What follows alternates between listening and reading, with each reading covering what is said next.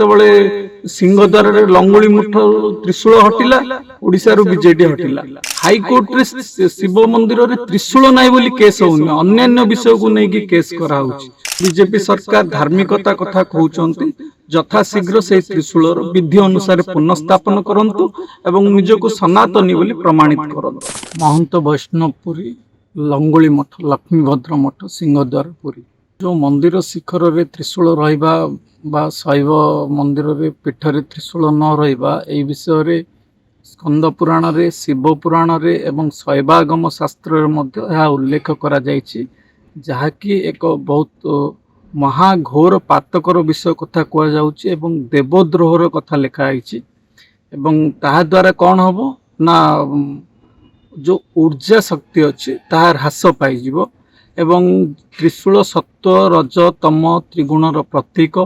एवं त्रिशूल होची एक अदृश्य शक्ति जहाँकि तार पारिपार्श्विक अंचल को सुरक्षित रखिता से सुरक्षा बलय मध्य हटि जाए एवं यह आउ एक संकेत दौची जो अधर्म एवं नकारात्मक शक्तिर वृद्धि को यह सूचाउछि एवं यार विवाद को मध्य जन्म देता है सामाजिक संकट को से सृष्टि करता जेपरि बर्तमान देखुचंदे आपण महेंद्रगिरी रे धार्मिक कार्य नाम यज्ञ अन्न यज्ञ घृत यज्ञ जगत कल्याण कथा चिंता करा जाउथिबा बेले सेते बेले हाई कोर्ट रे जाई केस होउछि किंतु हाई कोर्ट रे शिव मंदिर रे त्रिशूल नाही बोली केस होउनी अन्य विषय को नै कि केस करा होउछि या होउछि सबुठु बड़ प्रमाण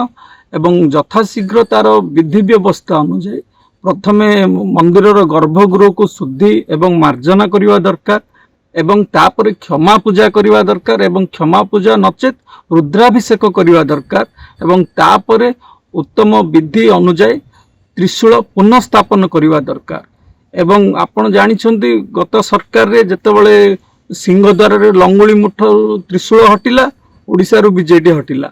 एवं बर्तमान महेंद्रगिरी रे मध्य सेही नकारात्मक शक्ति तेणु करी जो बीजेपी सरकार धार्मिकता कथा कहउचंती यथा शीघ्र से त्रिशूल विधि अनुसार पुनर्स्थापन करंतु एवं निजको सनातनी बोली प्रमाणित करंतु कार बंद करिया पई बोली बसी नांती किछि लोक विरोध करचंदी जो माने कि कम्युनिस्ट चिंताधारा रचंदी एवं महेंद्रगिरी रो जेतेबेले से नाम यज्ञ अन्न यज्ञ घृत यज्ञ आध्यात्मिक परिवेश होउची एवं सेही समय रे जो त्रिशूल न रहिबा द्वारा संपूर्ण फल मध्य प्राप्त होउनी एवं विवाद को बढ़ी जाउची एवं अधर्म एवं नकारात्मक शक्ति माने बढ़ी जाउचंती कारण महेंद्रगिरी रो आध्यात्मिकता जदि जागृत हबो ताले हिंदुत्वर कथा आसीबो एवं सेठारे होतिबा धर्मांतीकरण आ बढ़ी परिबोनी जो प्रबल भाव में धर्मांतीकरण होउची निरीह सरल आदिवासी मान को ख्रिस्टियन कर दिया जाउची से गुडी को बंद हो जिवो तेणु कर या पछरे एक अंतर्जातीय षडयंत्र अछि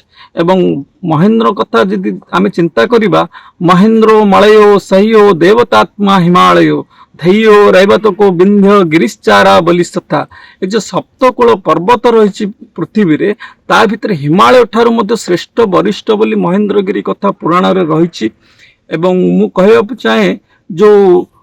त्रिशूल न रहिबा द्वारा कौन होउची वैज्ञानिक भाव में मध्य जो वज्रपात रु मंदिर सुरक्षा प्रति संकट सृष्टि होउची एवं आध्यात्मिकता दृष्टि ए प्रकार सब अधर्म शक्ति नकारात्मक शक्ति वृद्धि पाउची ए सब बड़ चिंतार विषय रही महेंद्रगिरी मेला जी बंद करिया पई चाहुचंती तांका पाखरे शास्त्र अनुसार कौन सी प्रकार तांका पाखरे शास्त्रोक्त कथा कहूनांती एवं गोटे राजनैतिक दल को विरोध करिया पई एक धर्म नीति की विरोध करिवाटा केबे मध्य ताहा ग्रहणीय नुहे वर्तमान सरकार से जो नाम यज्ञ अन्न यज्ञ घृत यज्ञ होउची ता भितर एकमात्र अविवाहित विधायक मंत्री खनि मंत्री निजे सामिल अछंती तेणु करी नाम यज्ञ अन्न यज्ञ घृत यज्ञ यह सब करिवाटा बहुत स्वागत योग्य कथा साधुतार कथा किंतु जेते पर्यंत मंदिर रे त्रिशूल पुनर्स्थापन होईची ए नकारात्मक शक्ति सहित लढ़िबा संभव नुहे।